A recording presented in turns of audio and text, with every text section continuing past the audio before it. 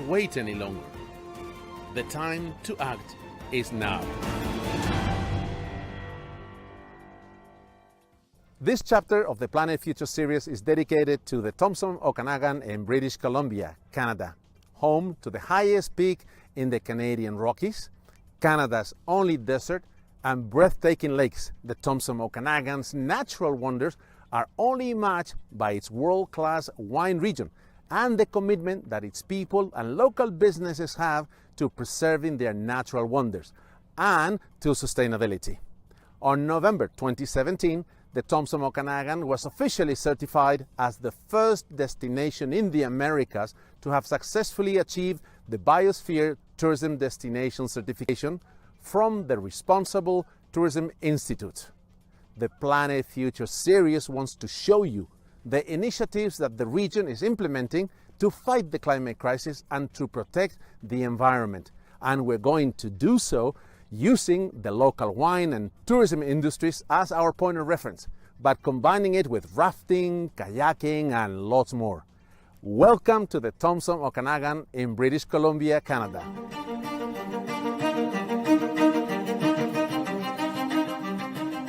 When doing my research, looking for the most sustainable regions in America, I came across the Thompson Okanagan, which represents a geographic area located in the southern interior of British Columbia in Canada, named for two major geographic features, the Thompson River and the Okanagan Lake.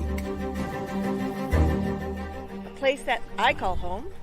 It is roughly the size of Ireland, and we boast everything from the tallest mountain at Mount Robson to a semi-arid desert in Osoyoos. And I like to say we have everything except maybe no whales, but we do have an Ogopogo, apparently, living in this lake. We're thrilled to have been part of Green Wine Futures and Wine for the Planet. Sustainability is such an important aspect of what we do because we know everything that we have here is something that we need to preserve for future generations. I've been coming here since I was a child, and I want it to stay as pristine and beautiful as it was when I was growing up for those that will come in the future. What made me decide to visit the region to record one of my Planet Future documentaries, apart from their Biosphere Tourism Destination certification, was the passion for the environment that the entire team at the Thompson Okanagan Tourism Association, TOTA, always showed.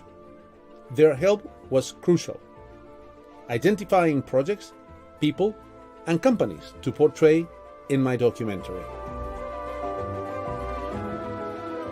But, like in all my documentaries, I wanted to witness firsthand the impacts of climate change and learn about the region, what its institutions and businesses are doing to solve the climate crisis and protect our environment.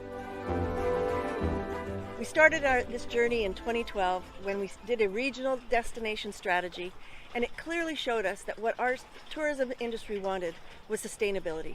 They wanted to know what the future looked like, and they wanted it to be better than the past. And so we embarked on a journey to find out how to go about being a sustainable destination, and we found Responsible Tourism Institute, and we became a Biosphere certified organization. And our industry, our stakeholders, and our residents are all engaged in moving that ideal forward, something that we're incredibly proud of. We've embarked on a variety of activities, including hiring an energy analyst in our office. We have an Indigenous tourism specialist to help work on and preserve our culture. We have an accessibility specialist who helps us with identifying how we can make this a more inclusive area for all. And that's all part of our destination strategy towards being a more sustainable region. The worst impact of climate change in the region is probably the increase in heat waves, which every year results in devastating wildfires. In the summer of 2021, there were lots of heat waves around the planet. One of those heat waves affected Canada especially, and it resulted in a fire that devastated the small town of Lytton behind me. Extreme fire weather events, including increased lightning and strong winds, are also becoming more common under climate change. Lightning can initiate fires, and wind makes them bigger and stronger. When I was in Greenland, the Greenlandic people, the Inuit, told me about ashes coming from the west coast of America, landing on the ice and preventing the albedo effect. accelerating the melting of the ice. Climate change, and one of its effects is the increased number of fires.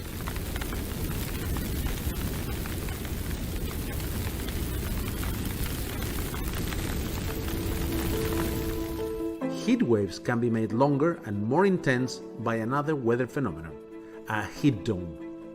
In an area of high pressure, hot air is pushed down and trapped in place, causing temperatures to soar over an entire continent. In Lytton, temperatures hit 49.6 degrees Celsius, breaking the previous record by almost 5 degrees.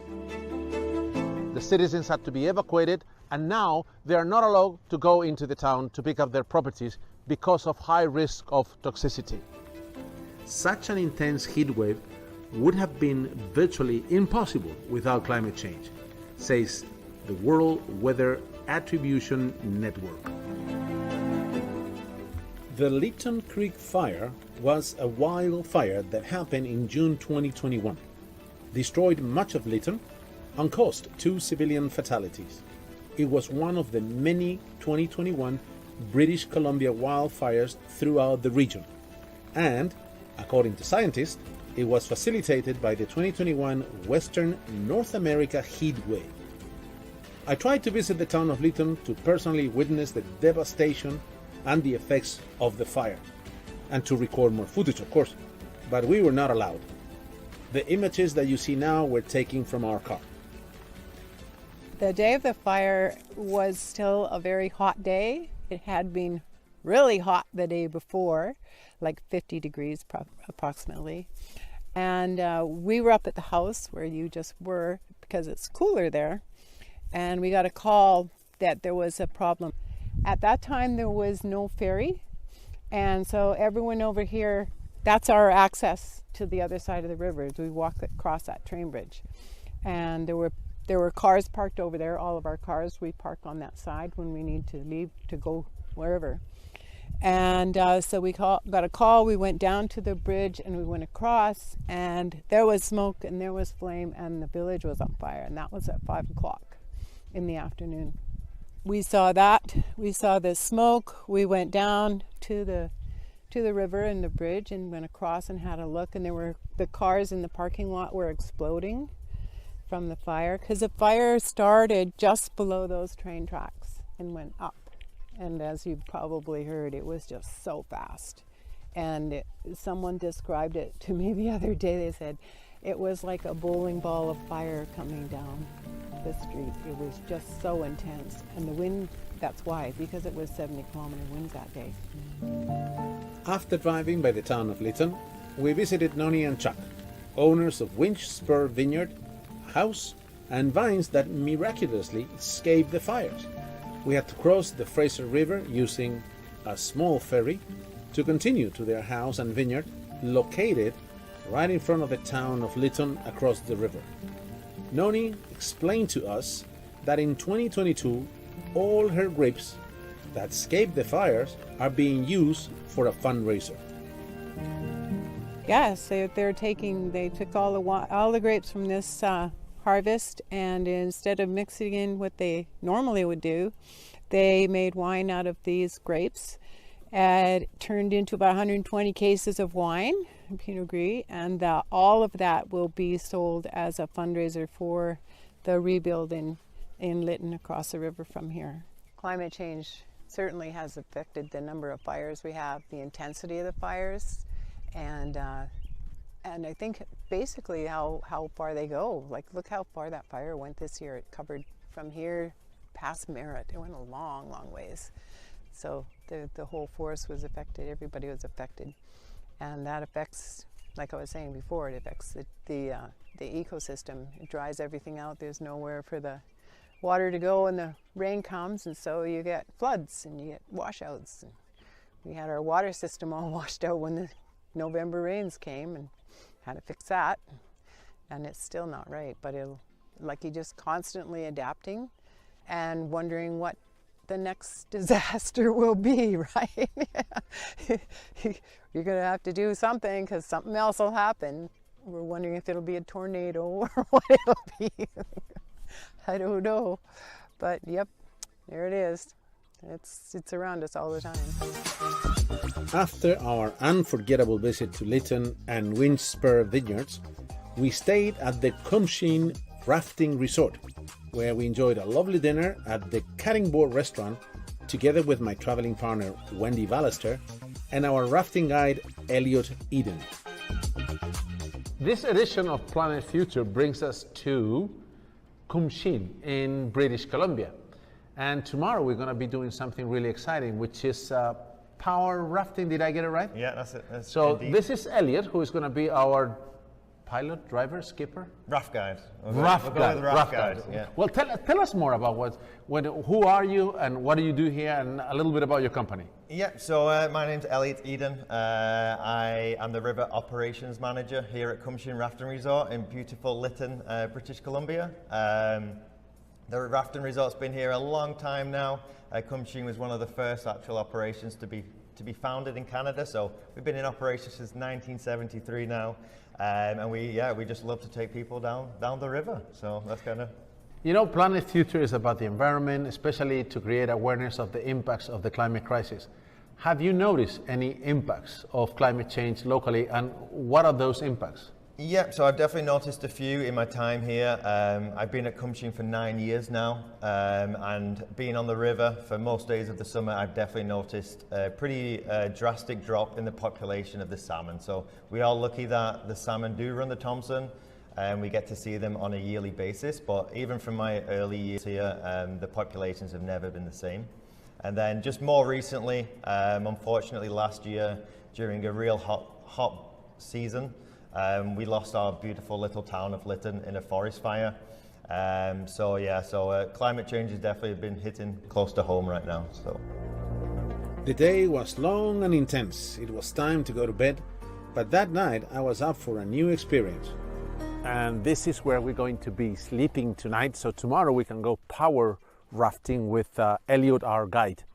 This is known as a tipi, and it's the name given at the prairies by the First Nation members, which is equivalent to the local people, indigenous people.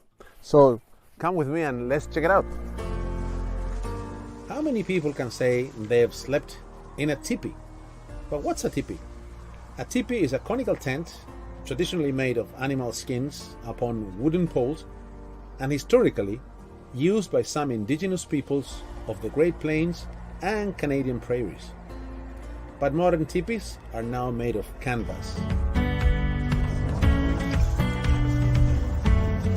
After a very cold but good night of sleep, we were ready for our rafting experience. We use a pontoon, which is a raft consisting of two large inflatable tubes joined together by a metal frame and a flexible wooden floor. In addition to this, they are powered by a very powerful motor, outboard motor.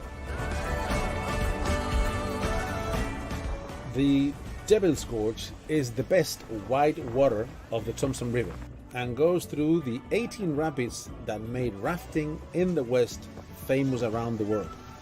Our guide, Englishman Elliot, proved to be very knowledgeable and such a nice chap that made our rafting experience even more thrilling and enjoyable.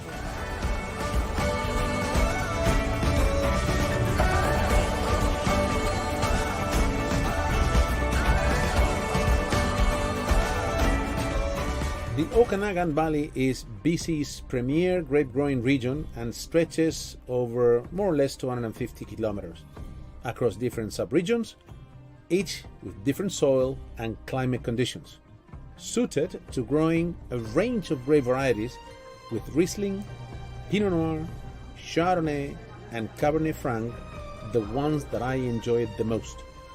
I was pleasantly surprised to see that there are so many wineries, from small family-run boutique vineyards to world-class operations, many of them offering superb restaurants and fantastic wine tourism activities.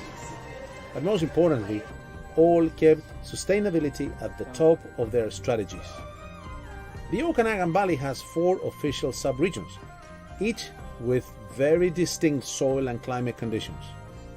Golden Mile Bench, Naramata Bench, Okanagan Falls, and Scahabench.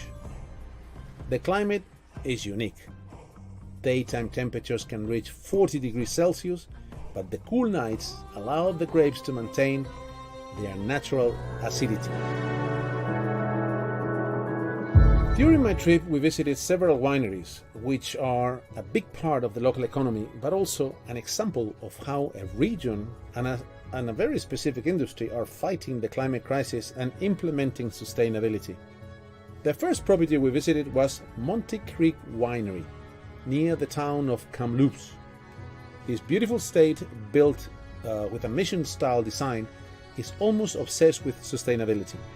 They practice permaculture and have introduced pigs to consume the organic compost from their kitchen operation. They also have chickens to help spread the pig waste and add their own biodiversity to the vineyard, as well as honeybees to improve plant pollination. Wildflowers are planted throughout rows to add biodiversity and water retention to the vineyard, and they utilize livestock such as cattle and goats to maintain native grasses. Biodiversity is such a critical concept for any ecosystem, especially agricultural ecosystems. And when we think about biodiversity, it's certainly not just the abundance of species, but it's also the variety of species that we've got. And we know that there's a number of endangered species within BC that neighbor our property, the badgers being one of them. We've also got a trail of bluebird houses, which are another threatened species in this area. And those are absolutely critical species, and some of them are apex species, but they are also the little bit more showy animals, I would say. And I think it's equally important that we consider the species that maybe we're not always thinking of, and that would include things like plants or even funguses and microbes that are within our soil, because all of these species play a critical role. And the more that we can sort of allow that biodiversity to prosper within our soil, the better fruit quality we're going to have, the more permanent our farm is going to be, and the less impact there's going to be on the planet.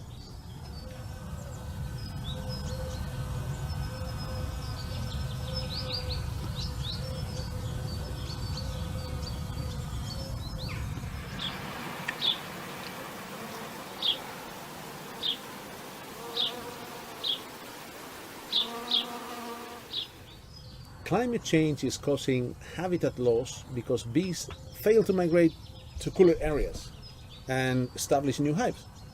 A recent study on bumblebee migrations found that bee territories have shrunk by nearly 200 miles in North America and Europe. According to Albert Einstein, if bees disappear from the surface of the earth, man will have no more than 4 years left to live.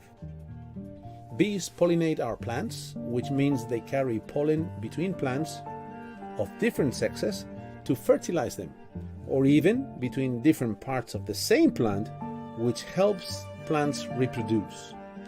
Bees even help plants survive by preventing inbreeding. To learn more about bees, I visited Planet Bee Honey Farm. My name's Olivia with Planet Bee Honey Farm in Vernon, BC. We're a family business that have been around for 25 years, and we're really focused on educating people about the importance of wonderful honeybees and all of the amazing products that they provide us. We get a lot of concern and questions about how are our bees doing in light of all of the various threats of climate change and things like pesticide use, urban sprawl. Those have been issues we've been facing for decades with honeybees and wild pollinators. And now there are new weather events threatening our bees, such as wildfires, a heat dome where a beehive is forced to just collect water to try to stay cool, as well as issues from flooding. And so now we're just faced with more and more issues trying to keep our bees alive, which is much more difficult than it has ever been. And of course, without honeybees, they say humans wouldn't have much time left on the planet just because of all the amazing things honeybees contribute to our environment. So our working hives are just sort of starting to get geared up for spring and summer, so the populations are growing, the queen is laying more eggs, and soon we'll be bringing more hives on site for visitors to experience in our on-site bee-friendly gardens.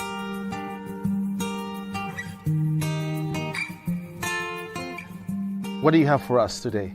So I have our Estate Blossom from 2020. So this is sort of like what honey tastes like from right here on the farm. So I'd love for you to try this one. It's a wildflower honey, which means it's going to be comprised of all the different nectars the bees are finding in the area. So this was harvested from just 8 beehives. So it would be very much like what the hive we were just visiting would have produced.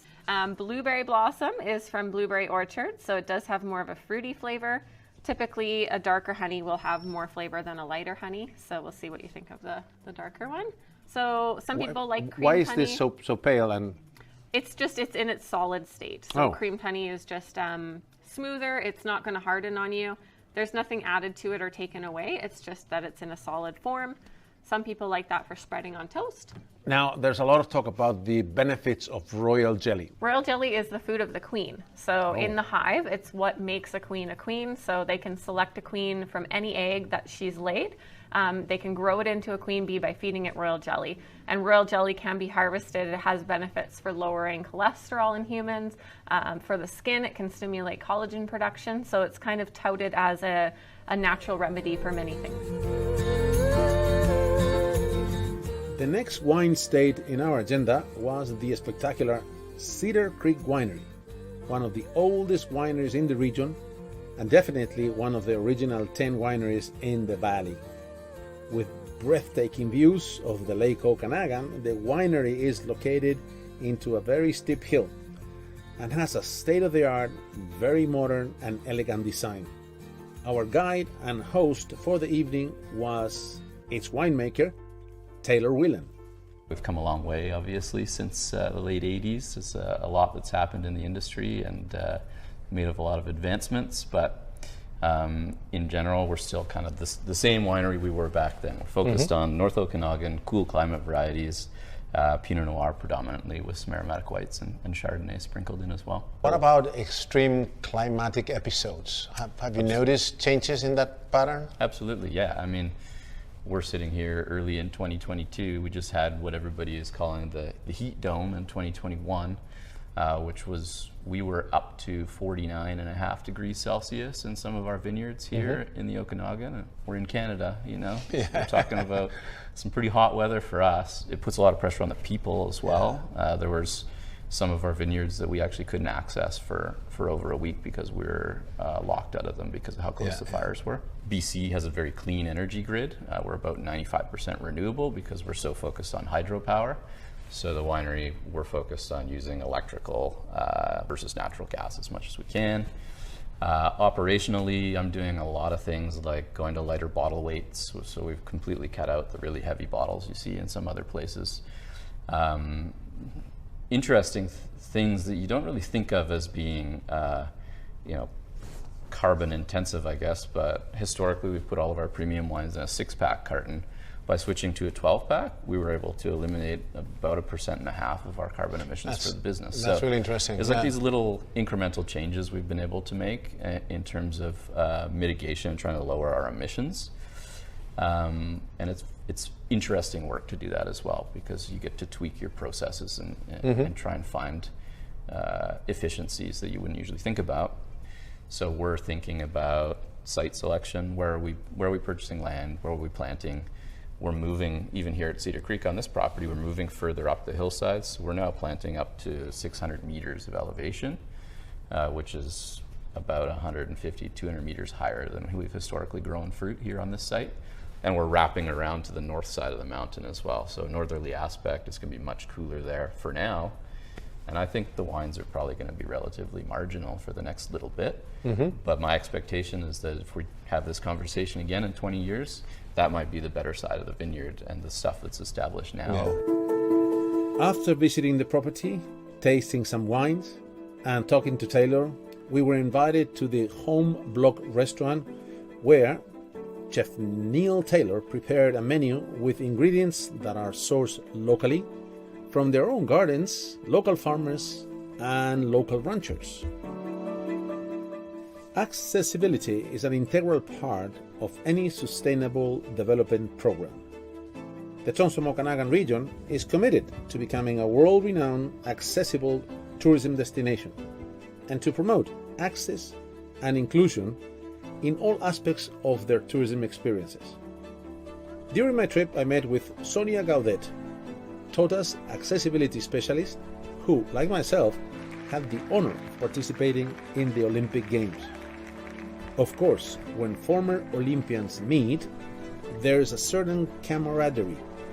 This triggered a really interesting conversation while we visited the winery of Monte Creek, where we also had a very good lunch.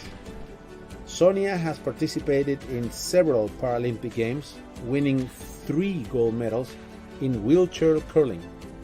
She was also the Canadian flag bearer for the 2014 Winter Paralympics. Hello there, I'm Sonia Gadet. I work with the Thompson Okanagan Tourism Association as their Access and Inclusion Liaison, and we support our stakeholders throughout the Thompson Okanagan region with their accessibility. I work one-on-one with our biosphere partners and help them with their accessible features, ensuring that the experiences that they offer are as accessible as they can be, and we make improvements and adaptations to improve their accessibility so everyone has equal access to the experience that they have to offer. Martin's Lane Winery was our next visit.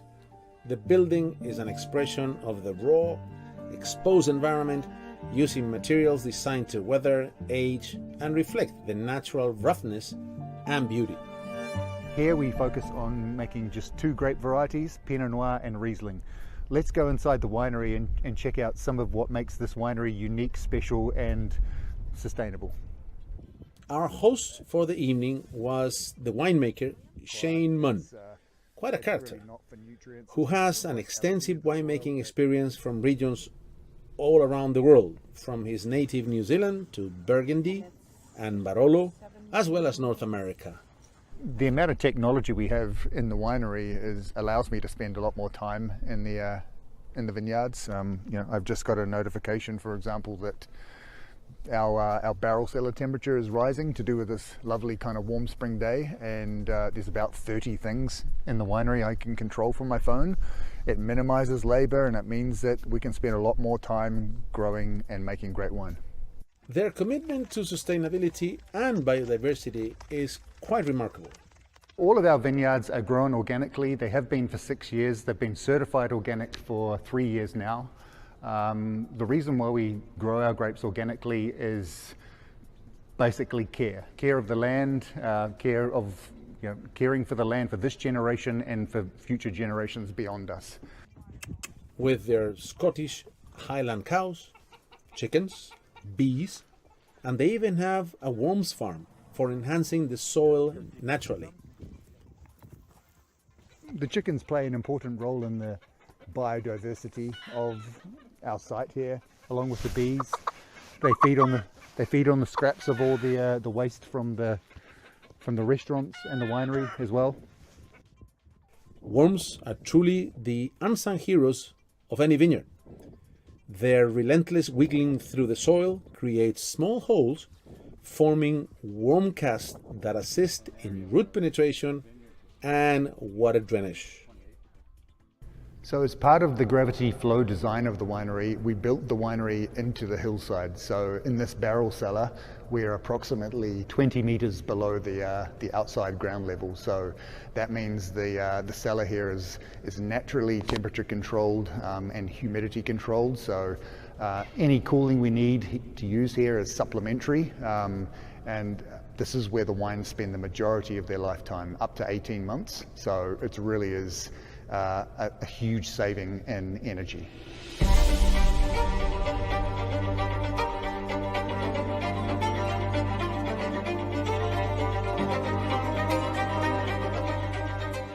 First Nations is a term used to identify those indigenous Canadian peoples who are neither Inuit nor Métis.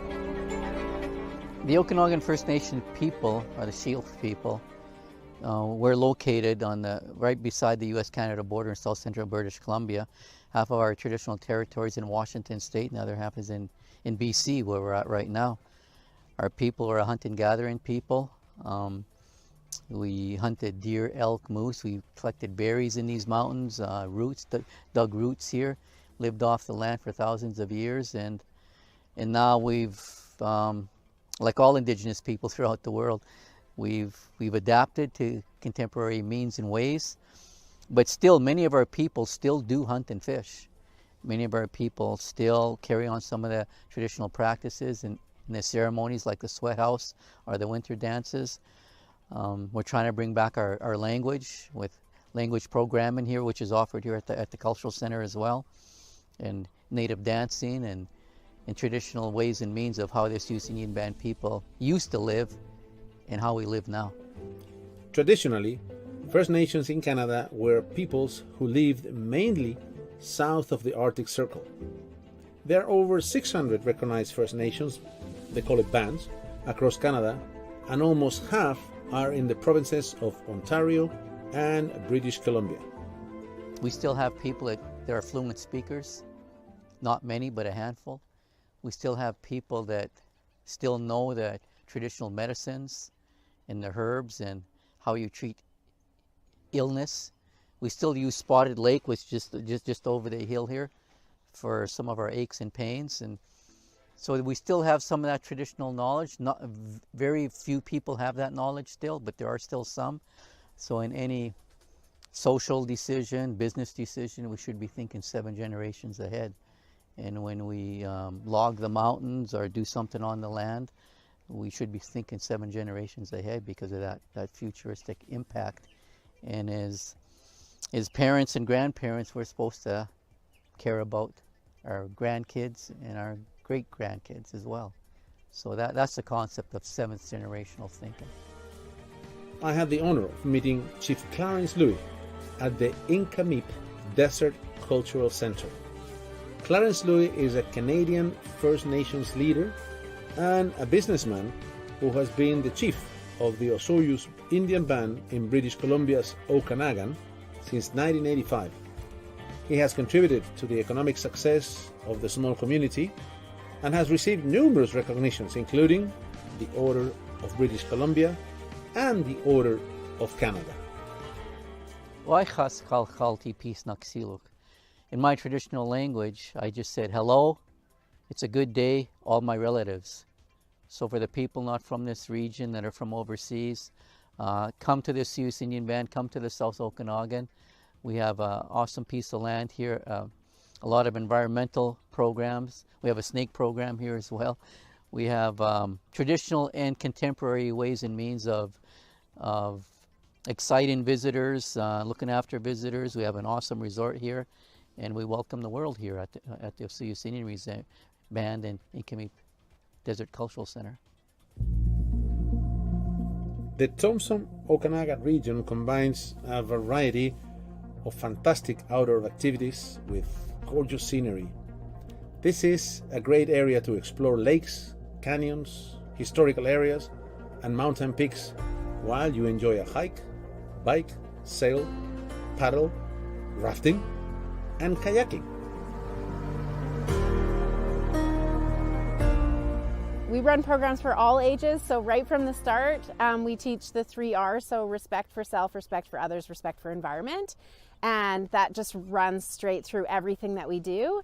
And so yeah, everything that we touch, we think about our impact on the planet and what our connection is to it. So that's very important to us.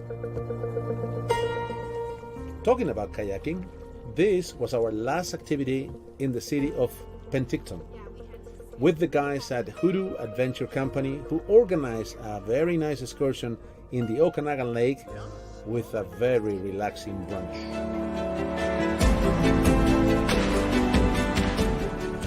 Christine Coletta and her husband Steve Lorney are the founders of Okanagan Crush Pad, a family-run winery located in Summerland, British Columbia. The ownery owns 400 acres of land on 3 distinct vineyard sites, including the beautiful Garnet Valley Ranch, also in Summerland. Each site is certified organic. Christine is very knowledgeable about the region and passionate about her wines. She is also very concerned with preservation of the biodiversity at their magnificent property. We really feel it's important that we build a place that people can come and really experience tourism, what we like to call mindful tourism. Come and experience the property, understand what it's like to interact with nature, and how we balance out our agricultural program with the wildlife that we share the land with.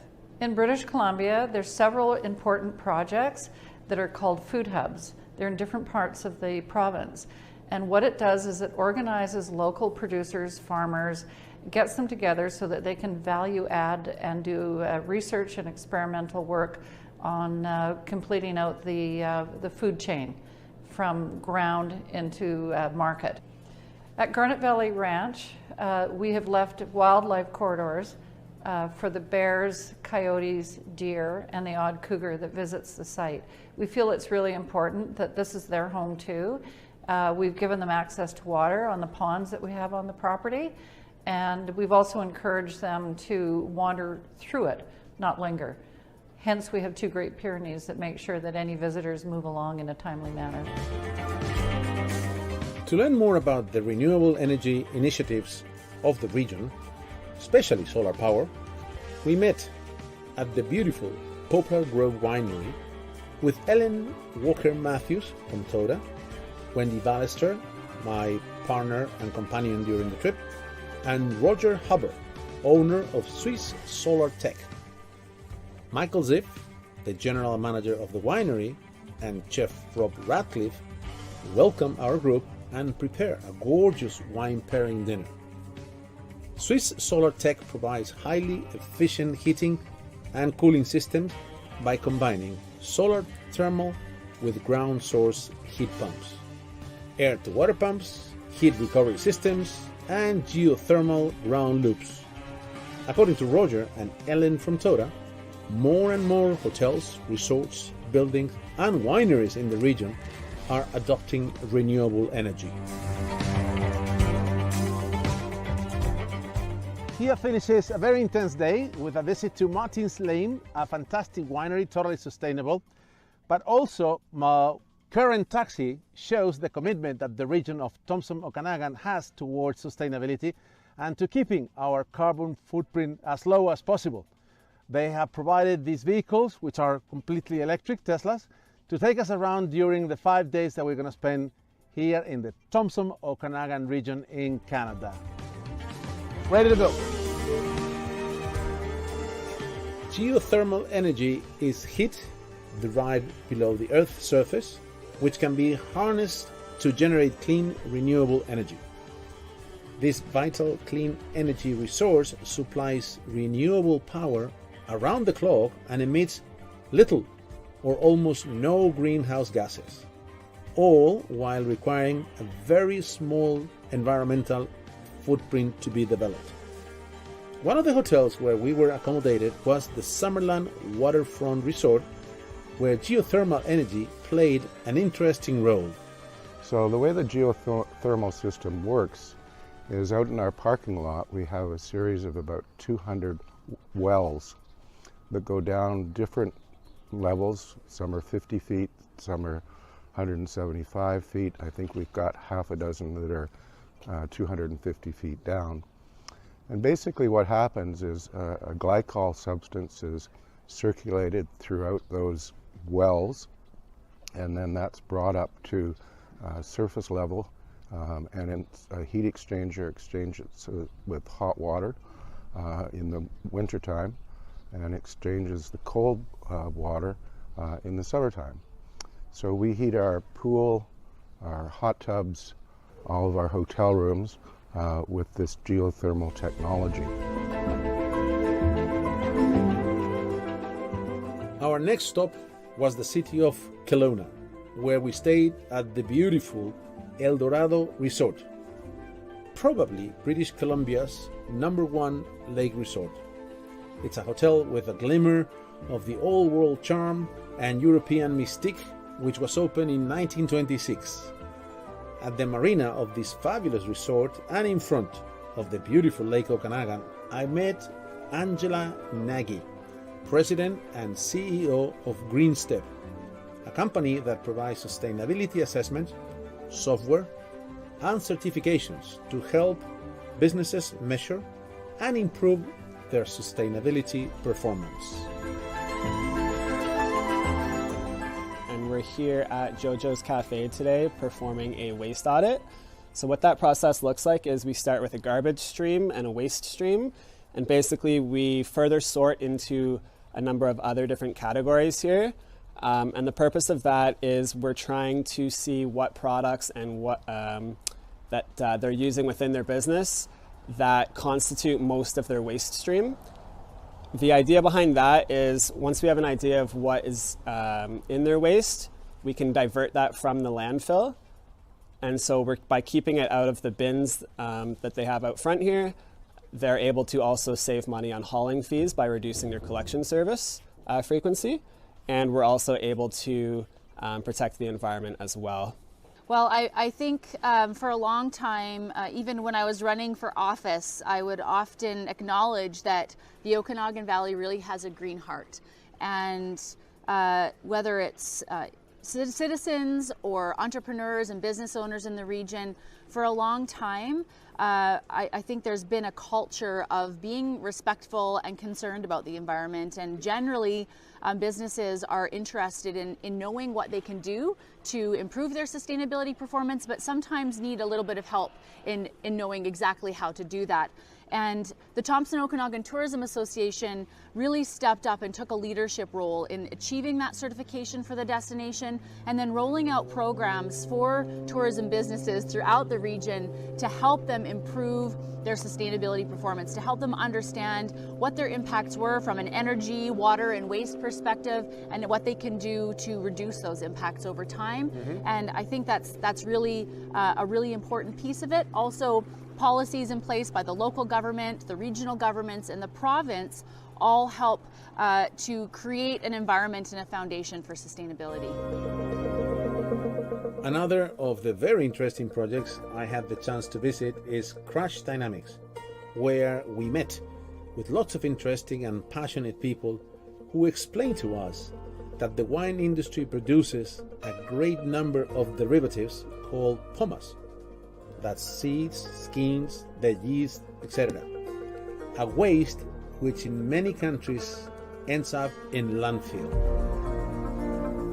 We re-ferment pumice and we process it into a food ingredient that is used in a wide variety of different formulations. So it's used all over the food industry. A lot of it is used in meat substitutes. It has huge applications in sodium reduction and nutrient enhancement and flavor enhancement. Well, typically the pumice or the wine derivative that we use as our starting ingredient goes directly to landfill, or a large percentage of it does. And so we are able to reprocess it in a way that almost all of it is entirely consumed into our product with almost no waste whatsoever. With the adoption of using pomace as a food ingredient, we run a huge way of reducing greenhouse gases and of making the industry far more sustainable, in addition to the fact that we don't generate hardly any waste at all.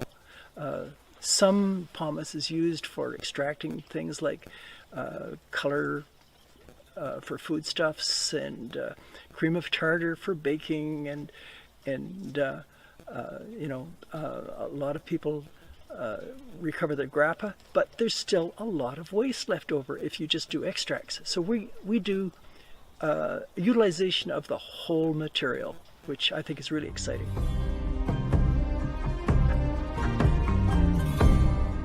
Salmon Safe is a leading U.S. certifier of ecologically sustainable viticulture with more than 350 Oregon, Washington, and British Columbia vineyards transitioned to certification.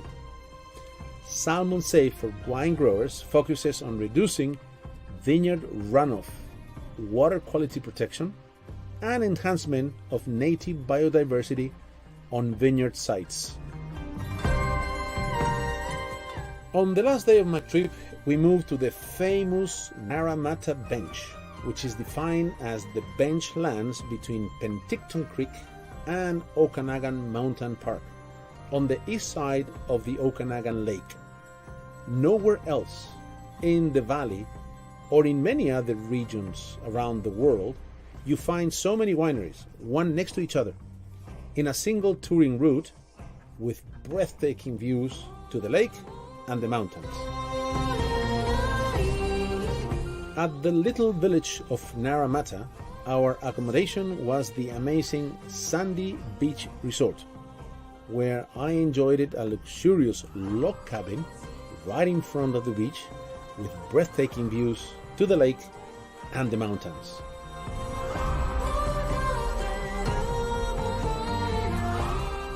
Cynthia and David Enns are the owners of One Mill Road Winery. She grows the grapes, he makes the wine, and apparently they both love it. They have been making wine for over 20 years, having founded Laughingstock Vineyards, one of the early wineries on the Naramata Bench.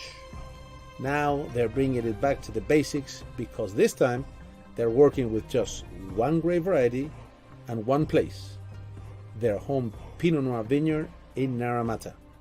By the way, this was probably my favorite Pinot Noir of all the ones we tasted. During my visit to One Mill Road Winery, we had a very interesting conversation while tasting different wines from the region and enjoying the local cheeses. I also had the chance to talk with Katie Pease from Sustainable Wine Growing BC, who explained to us the importance of sustainability certification. Sustainable Wine Growing BC actually has as really its largest mandate, I think, kind of an educational component around sharing the practices of sustainability and how to implement them in vineyards and wineries. And so that's something we hold as a really high mandate as part of SWBC.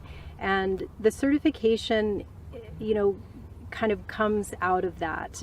First, we want people to just start moving in the sustainability direction, and then if certification is for them, move in that direction. It can be really important for vineyards and really wineries as well, I think in a couple of ways. One is, we've heard back from members who have already certified how much going through the process has just helped everyone on their teams get on the same page, and really understand this is what we're all doing together, this is how we're doing it, this is how we're recording it, and people being able to really set up a system that everybody can understand and work with.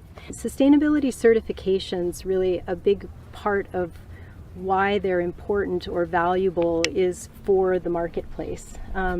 The marketplace is really driving sustainability in a certain sense, and I think the pandemic has brought this forward a lot more, and sustainability programs help us to rigorously kind of measure and monitor what people are doing and give legitimacy to their practices. To finish my trip to the Thompson Okanagan region, my companion and guide Wendy Ballester and I had dinner at the prestigious Naramata Inn, where Chef Ned Bell prepares all his food in the most sustainable manner, sourcing most of their ingredients from local producers and artisans.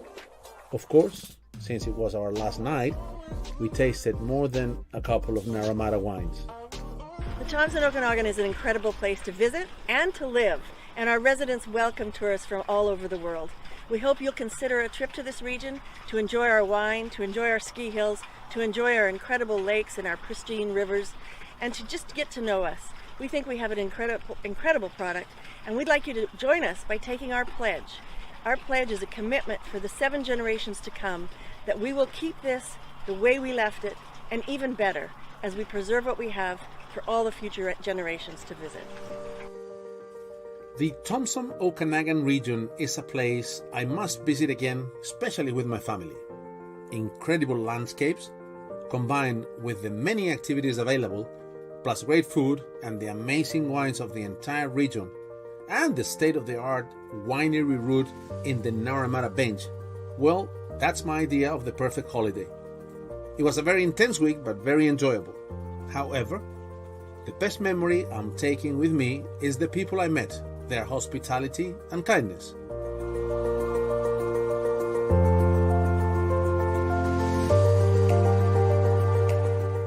The Thompson Okanagan is an example of the type of regions we want to portray in the Planet Future documentaries.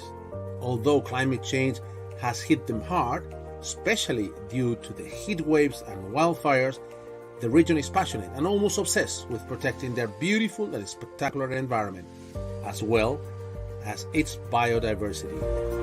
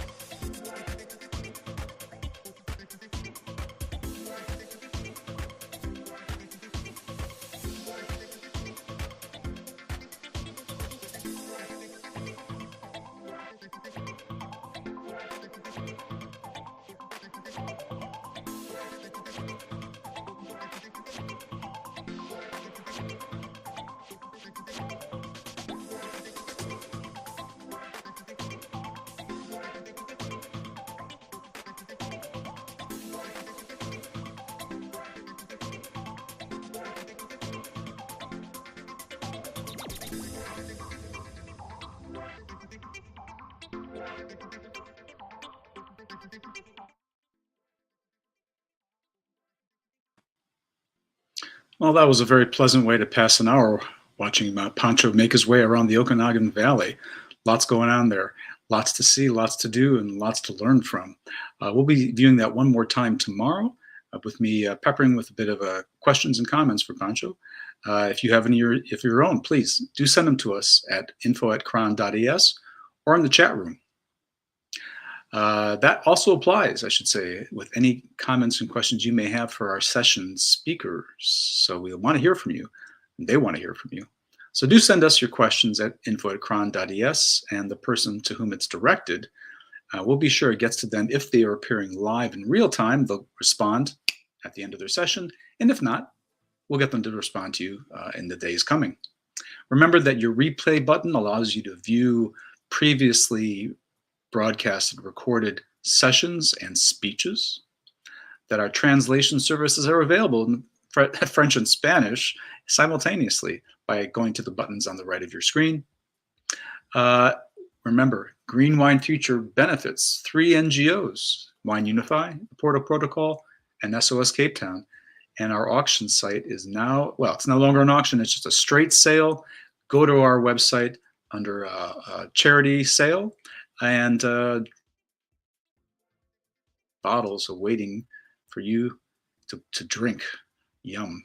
Our networking and exhibition areas, do take advantage of those. There's lots going on, vendors, colleagues to meet, things to learn. So check out on the left side of your screen, networking and exhibition areas.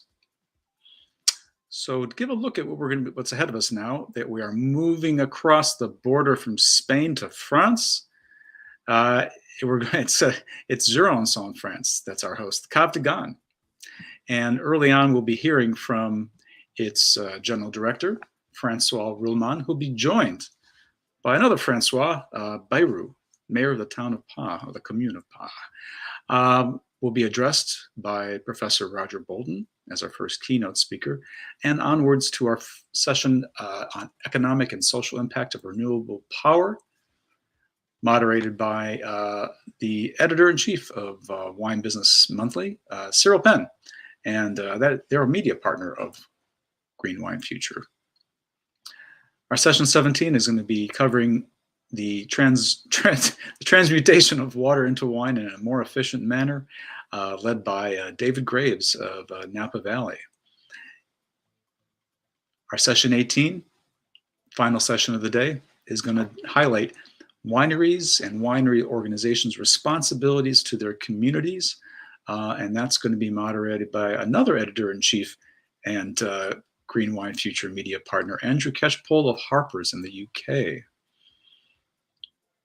Our final keynote speech will be from Sylvia Earle, the noted oceanographer, and that is brought to you by the Planet Future Foundation, Pancho's organization, which just showed you that fantastic video we just saw of the Okanagan Valley.